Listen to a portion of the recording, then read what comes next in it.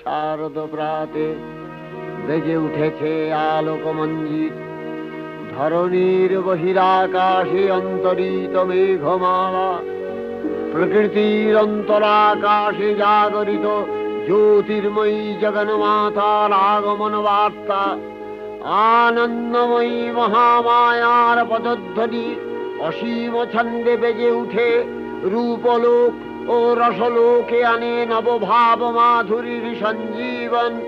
তাই আনন্দিতা শ্যামলী মাতৃকার চিন্ময়ীকে মৃন্ময়ীতে আবাহন।